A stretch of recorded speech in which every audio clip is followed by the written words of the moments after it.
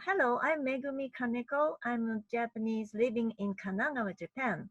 Kanagawa is located just south from Tokyo. There are three keys about my work. The first key is I have a feeling of awe of natural beauty. I was born in Tokyo. It's a kind of a big city, but in my teenage, I grew up in a mountainside in Nagano Prefecture. It is a region or center of Japan. There are many mountains and rivers. While living in that natural place, I watched at the colors of four seasons, beautiful leaves, sky, mountain, slope, surface of rocks, and the brightness of snow up close and distant.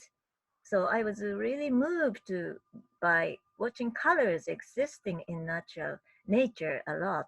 I learned weaving in university for 4 years, and I tried to be a weaver after the graduation.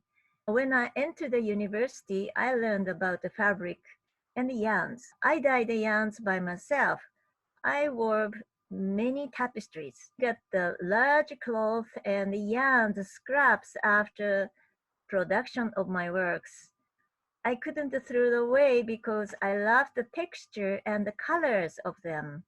So second key, my concept is discovering a small existence, their very weak presence. I began feeling that the producing my work from new yarns and from scraps are the same because I got a chance a volunteer to lead old age ladies in a nursing home to create pictures with many pieces of old Japanese kimono fabrics.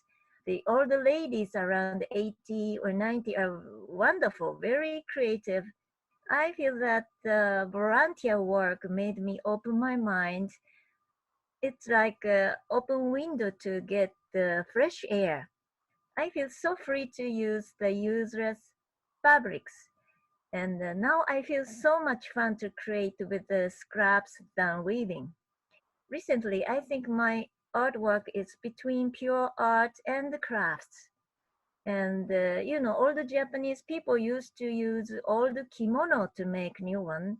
I heard that in the old day, Buddhist monks made their surplice of leftover cloth scraps.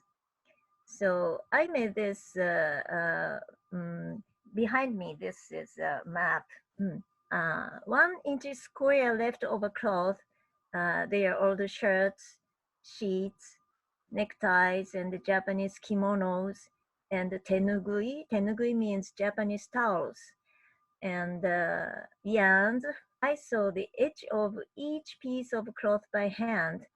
During making this one, I became empty. I felt emptiness and tried to listen to my heart and follow the path. I didn't know which direction it was going. I was full of joy to make this map, and I thought of ancient people. So the third key is I'm having appreciation to ancient people's wisdom. I loved seeing ancient people's weaving uh, in my student. When I was a student, Native American Indians rag about 100 years old, or Indonesian, Thailand, Ikat, or those were in a small village in deep mountainside. I loved traveling to see them, or sometimes in the museums, and I learned how they made those works and the structures. Then I tried to find something background of their lives. And I read many books of American Indians, Inuit, mountain people in Thailand, Indonesia, and Japanese island. And knowing about their lives was one of my enthusiasm. So I imagine the idea of spending time for ancient people is so different from people like us. It must be the difference, maybe, ways to survive or to celebrate lives or to express their love for family members in the communities. and to their ancestors or descendants, and how to appreciate their gods, so on. For example, 1 hour for me is not the same for them, or I can say that in order to complete one rag, they spend tranquil time. They had no idea to waste the time and no conception of punctuality. I think they may offer the best thing to their gods because they believe in supernatural powers and they got the power to create something special. So they had handed down not only their skills or technique, but their mind to give attention to devote their lives to gods or Buddha or some an object of veneration. They have small and dedicated designs and very fine textures. So I learned a lot through traveling and now respect them. And I want to try to follow their ways and wisdom. I'd like to talk about my career. Uh, I started a job about 30 years ago as a food stylist and for TV show, for magazines, or for advertising for my living by introduction of various people, and they helped me to have joy art indirectly. uh, I really thank them. And those experiences brought me urushi. And urushi is lacquer called Japan. It is a sap of Japanese sumac tree, and that is natural glue. Glue the fragments of a plate back together. So it is called kintsugi in Japan. In Japan, people used urushi for a long time. Walls of temples or shrines and the surface of pillars are painted by urushi. And many pieces painted by urushi have been discovered in the old remains of Jomon period. It is about 6,000 years ago. My husband had many old wood broken bowls, and they were handed down from his grandmother.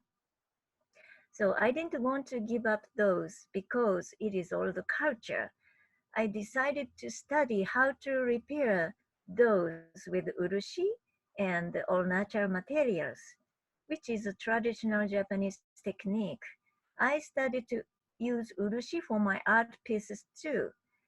So it takes time to go to the next step in the process using urushi. And when it gets dry, I rub down the surface with sandpaper or charcoal and put the urushi again. So I do the same time work process repeatedly. Time moves very slowly in my studio as well as in Jomon period. So I made this title. This is the title. This is a home. When I was a small child going home, I smelled the cooking, hearing sounds and the voices from many windows, and I wanted to express it. I used plain wood dishes. They were so dirty with oil and coffee stains, not good use. So I put cutting all the washi. Washi is Japanese handmade paper, and glue with natural urushi, Japanese lacquer, and translated collage into urushi painting on it. I used many scraps for my works. So I feel uh, so much that something invisible power have pushed me going forward and to meet various people or materials like urushi or Japanese natural glue or washi, Japanese handmade paper, and fabric, yarns, useless waste. So I think my ancestors, they were Japanese or maybe came from China or Korea. Maybe they followed Buddhism or Shintoism. And the masters of those have been teaching us that everything has a Buddha nature or heart, even a pebble on a path or bubble in the water. So I'd like to follow the wisdom of tradition and take care of things, even small, And I'd like to open the window to get fresh air in a traditional room. I want to step forward with the amount of cloth waste. And about the composition of my work, I really admire Soloruit and Paul Klee. I'd like to build tone with the lines and the colors of fabrics and yarns, and try to lead eyes circulate through space in the pictures. And they have a harmony with the colors, circulate the eyes. My Buddhist master said that don't make light of grain of rice and a drop of water, and try to have a consideration and appreciation for the earth, because the resources of the earth will help us. And my grandmother also said the same thing. So this is all about my work and myself. And if you are residents in a personal land, when you come have chance to come to Japan, let me know. I'd like to help you in many ways I can do. So thank you very much for my listening. Thank you.あなたがペルソナランドの村民、村の人たちでしたら、どうぞ日本に来てください。よろしくお願いします。私は何かできることをお手伝いしますので、よろしくお願いします。So, thank you for my listening. Nam Shinyo. Nam means to become one, and Shinyo means absolute truth and ultimate reality, the true nature of all things, or unseen Buddha nature. So, Nam Shinyo. Thank you so much.